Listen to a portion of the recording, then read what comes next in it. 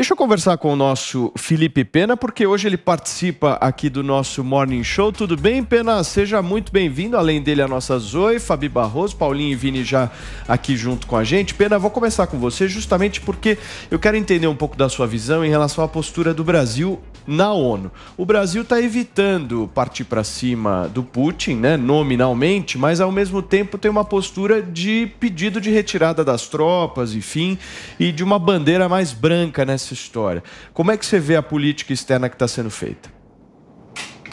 Bom dia, Paulo. Bom dia, Paulinha, Vini, Fabi, Zoe. Bom dia a quem nos assiste. Primeiro, lamentar toda essa situação, né, Paulo? Lamentar a possibilidade de haver um conflito. A gente tem que estar sempre atento e lamentar, ser solidário com a população civil que está no meio dessa possibilidade de conflito. Antes de haver o conflito já é muito ruim, né? Vamos combinar, viver num país sob ameaça de receber uma intervenção. Já é uma situação aterrorizante. Se essa ameaça se concretizar, então isso, obviamente, se multiplica. A segunda observação que eu tenho a fazer, Paulo, é que, como o nosso repórter disse, parece que o Putin controlou o tempo inteiro, né? Ele anunciou o envio de tropas e o reconhecimento das duas províncias rebeldes no dia seguinte ao fim das Olimpíadas de Inverno na China. A gente sabe que é um acordo tácito entre nações e superpotências de não se iniciar nenhum conflito durante uma Olimpíada, principalmente uma Olimpíada de um aliado tradicional do Putin, que é a China, uma Olimpíada que foi sediada em Pequim. Então, o Putin controlou isso o tempo inteiro. Com relação à sua pergunta, que é sobre a postura diplomática do Brasil, a gente falou muito sobre isso na semana passada, quando eu estive aqui, como é importante a gente ter uma diplomacia profissional, como que a carreira no Itamaraty é muito semelhante à carreira militar por tempo de serviço, e explorando esse tempo de serviço, a experiência faz com que a gente use as palavras nas medidas certas, porque em diplomacia vale o simbolismo. Em diplomacia, cada palavra tem um significado que vai além daquilo que o próprio interlocutor diz. Então, eu acho duas coisas sobre a posição do Brasil. Essa posição que foi anunciada agora de neutralidade, de tentar evitar o conflito, essa é a posição tradicional que o Brasil sempre teve. Há uma tradição no Itamaraty de neutralidade e de evitar conflitos. Isso é que sempre fez da nossa diplomacia uma diplomacia respeitada no mundo, mas que, infelizmente, como eu disse na semana passada, ela vem regredindo no governo Bolsonaro nos últimos 3 anos pela indicação política de diplomatas que não estão na carreira há tanto tempo para fazer jus aos seus cargos. Como eu disse, a gente tem hoje no Itamaraty um chanceler que nunca ocupou uma embaixada. E, por último, para finalizar, eu vejo, infelizmente, como uma tragédia diplomática a frase do Bolsonaro, toda a solidariedade à Rússia. Por mais que ele não queira ter dito isso, ele disse, como eu disse e como eu falo, isso aí é simbolismo. Ele comete um erro gigantesco ao dizer toda a solidariedade ao povo russo, que foi o que ele disse lá com o Putin, e dessa maneira parece aos olhos do mundo que o Brasil está ao lado da Rússia nesse potencial conflito. Tanto que a porta-voz do governo americano disse isso numa entrevista oficial, é a porta-voz, a secretária de imprensa, ela é a porta-voz do governo americano, ela disse que o Brasil parecia estar do lado errado neste conflito. Repare, Bolsonaro, com toda a sua inexperiência, nos meteu numa enrascada, sem querer, claro, acho que ele não queria isso, mas isso se deve à sua inexperiência política, à inexperiência dos seus assessores, à inexperiência daqueles que hoje estão à frente do Itamaraty. Felizmente, ainda há um grupo forte no Itamaraty que agora está tentando remendar essa situação junto à ONU e junto aos Estados Unidos. O Zoe, o Pena usa a expressão que o Bolsonaro nos meteu numa encrenca. Eu quero saber se você concorda. Eu quero saber quem encrenca, porque até agora eu não vi nada. Pelo contrário, a bandeira branca, como o Paulo disse, a Ucrânia mesmo, que é a que deveria estar ofendida, não falou nada. Pelo contrário, eu tenho um ótimo relacionamento com o Brasil. Então, assim, eu queria saber qual é essa enrascada que, segundo o Pena, né, o Bolsonaro enfiou o país. Pelo contrário, desde que ele foi para a Rússia, deixou claro que não ia tomar partido nessa briga. E o que está se desenhando nesse cenário contrário, é para a paz. Parece mesmo que não vai ocorrer essa guerra que, como falei ontem, parece mais um jogo psicológico da Rússia, do Putin, que ele fez isso, né, para impedir a entrada na OTAN da Ucrânia. E ontem, aliás, um professor de Direito Internacional deu uma entrevista aqui na Jovem Pan e falou a visão dele sobre essa estratégia do Putin agora de reconhecer a independência desses separatistas. E segundo esse professor, pode ser uma estratégia para mais para frente falar assim, olha, vou invadir a Ucrânia porque esses separatistas estão precisando de ajuda, estão pedindo minha ajuda.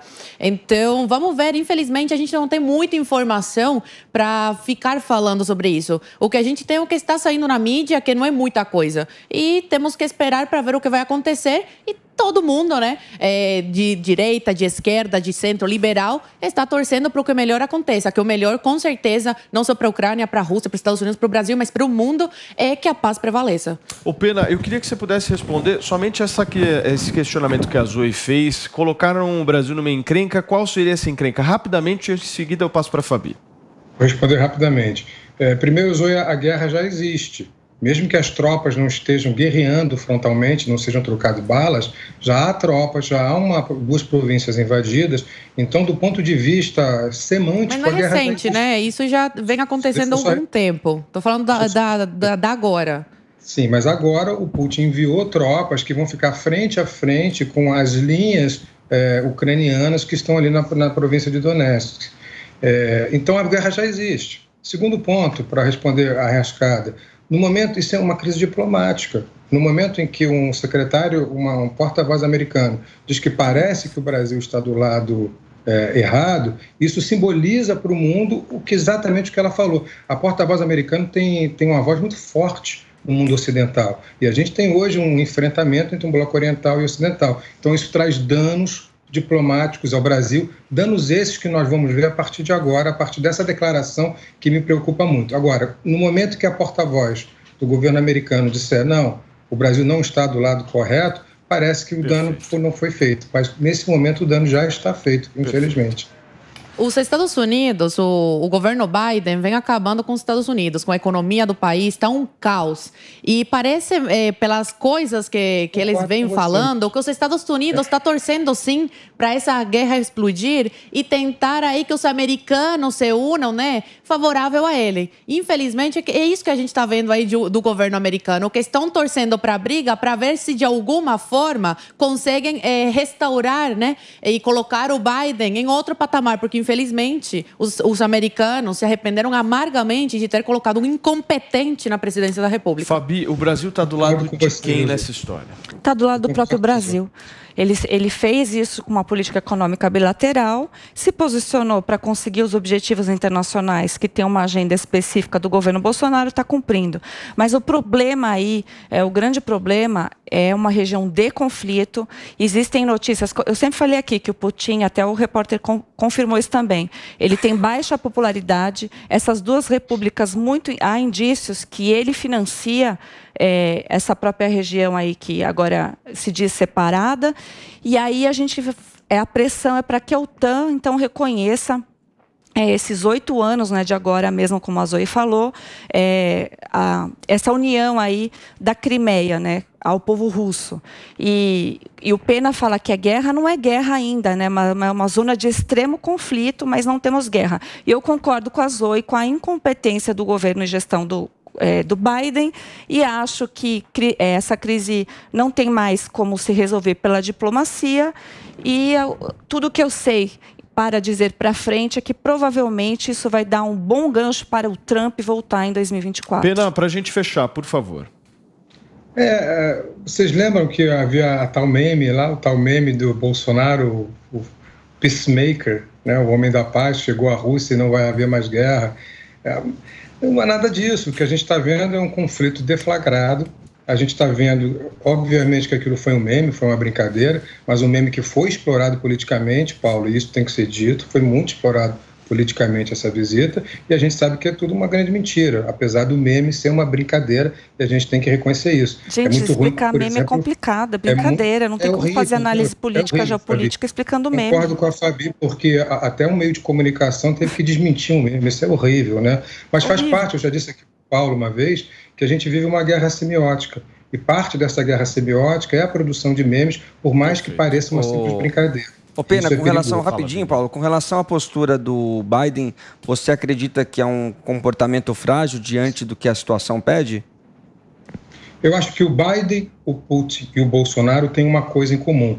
Ambos sofrem com baixa popularidade, muito baixa popularidade.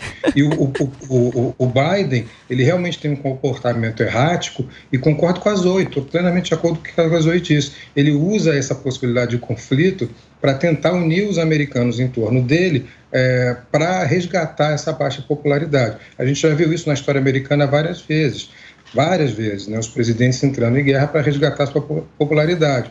Vamos lembrar que até nas Torres Gêmeas, quando houve os atentados, o George W. Bush ele tinha uma popularidade muito baixa, e a popularidade dele era menos de 40%. E, obviamente, com o ataque aos Estados Unidos, né, ele teve que se defender de forma justa, essa popularidade foi 80%. Então, há essa tradição na política americana.